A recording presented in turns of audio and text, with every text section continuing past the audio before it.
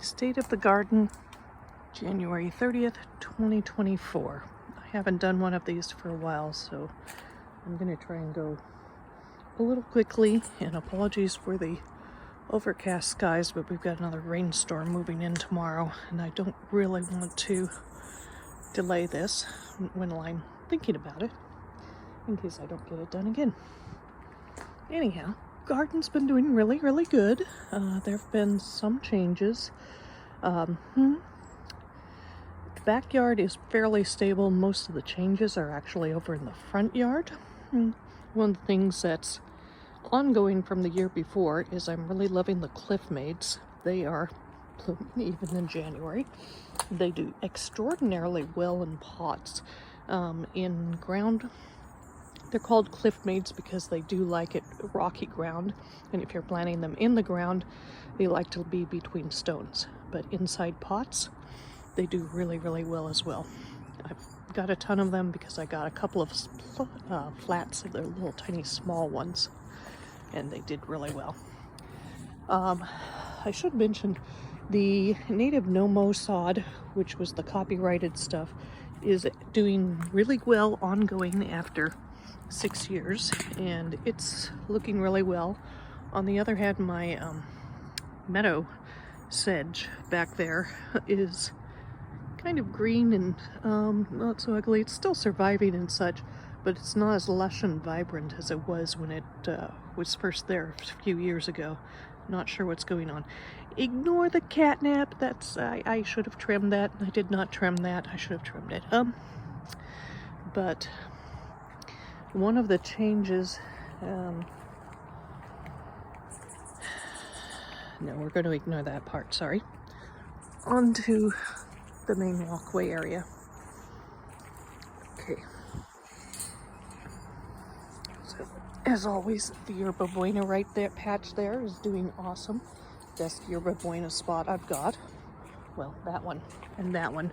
The yerba buena likes the areas underneath the trees and shaded and a little bit bumpy. So the yerba buena does enjoy it right there. Doing well. We cut the elderberry tree back, so in wintertime it's not quite so shady and not quite so overhangy. And obviously the fig tree as well is not so leafy. Because the fig tree is leafy most of the summer and everything, there's not much that grows underneath it, except the hummingbird sage loves it. So little by little we're getting a patch of hummingbird sage down there. The main thing that's stopping the hummingbird sage from growing out more is the bulk of the stuff I have growing, no, stuff I have piled up. Oh, lovely. One of those word blips that everybody has that I have right while I'm narrating. Thank you very much. This stuff. Right. Mulch. That's it. Mulch. As you can also see, it's January, it's wet season, and I've got oxalis. The oxalis is a horrible, horrible invasive weed that is everywhere. And I missed the root on that one because it was underneath there. I need to be more careful while pulling it up. But it's still around, but in all honesty, it's lots better than it was. 6 years of being super careful of prying up the oxalis has actually made a major dent in it, so that's doing really well. Coyote mint! Oh my gosh, I love this coyote mint. I have no other coyote mint that is nearly as happy as this coyote mint. This coyote mint is in the absolute best spot for coyote mints ever. I mean, it's just a happy little coyote mint. I love this coyote mint. Beautiful coyote mint. The bee's bliss sage, creeping gray sage, has crept so much that I got rock walls. I went ahead and just said, you know what?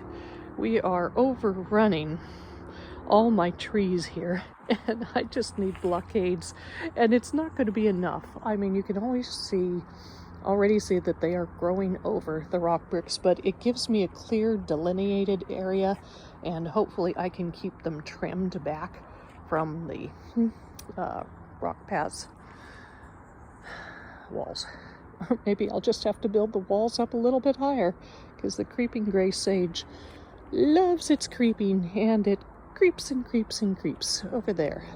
The ceanothus is blooming. This is, I believe, a dark star.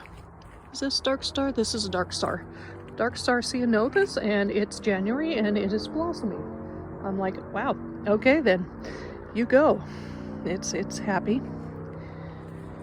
We have a very mounding sagebrush. This sagebrush is these two are supposed to be low growing, but they're mounding up there by the fence, and that's perfectly fine by me. I don't need to have fence area all the time, but it is rather amusing to me. I'm like, okay, happy sagebrush. More creeping gray sage. The California fuchsia has all been trimmed down for the year, so there's patches of ground where the fuchsia had been very, very happy, but then as soon as it finishes blossoming for the year, it goes ahead and gets trimmed all the way down.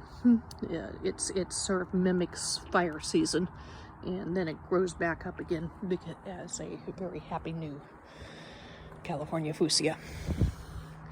The grape was awesome this year. It is currently waiting for spring. Everybody, woolly blue curls. This is the time of year when my white sage is very short and cute. It will jump up later. I've also actually got white sage that the seeds found their way on the edges and are growing, and that's probably not actually where I've been letting them grow because I'm terribly amused at them, but that's probably not also the best spot for them. I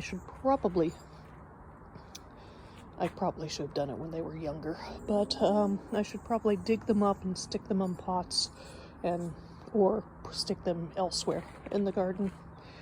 I have fruit trees as well, and the little tangerine clementines are looking nice. I should try one. The oranges are also doing very good. They are not getting as much water as they should, or enough fertilizer. I need to fertilize them.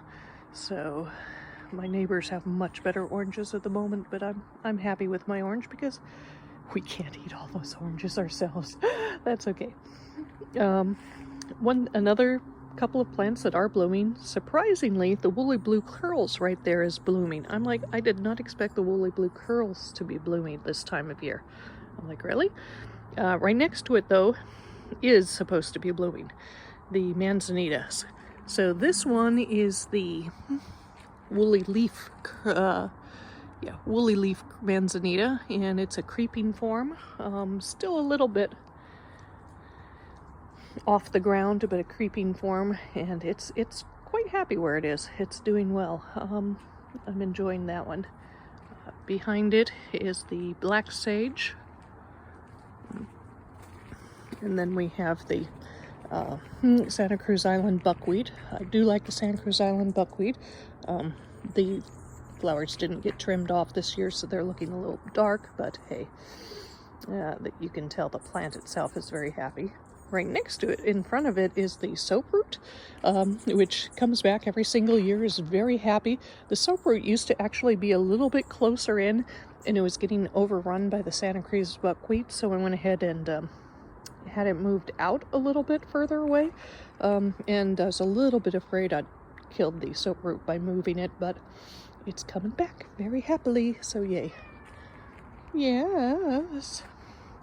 Somebody's going, why are I not in harness and leash and wandering around with you?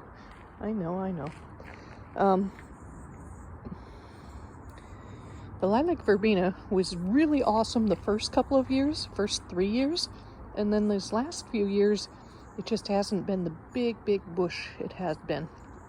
So it's still alive and still doing well, but just not the big bush that it had been. lessons learned on it, I guess, or we'll just have to experiment around a little bit more. I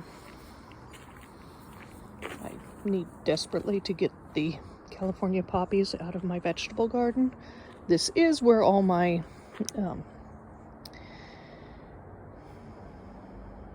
cucumbers had been, and I took all the cucumbers out, but obviously the California poppies have made their way in and I need to dig them out again. The tomatoes were still actually growing tomatoes, so I left them in there for over winter, but they need to be taken down and gotten ready for a new crop too. I also planted some new pepino melons. These are, I'm going to have to label them, but they are awesome. Little itty bitty tiny, they're a tropical fruit, and they were in pots originally, and I put them in the cages to help prop them up, and then I planted them and they have outgrown their cages, but they're doing so awesome. Oh my gosh, they're very happy in the ground here. So I am looking forward this summer to many more pepino melons. One of the changes this year was I moved from the front yard, this small ceanothus and the big ceanothus. I don't know yet whether the big ceanothus has survived. It does not look happy.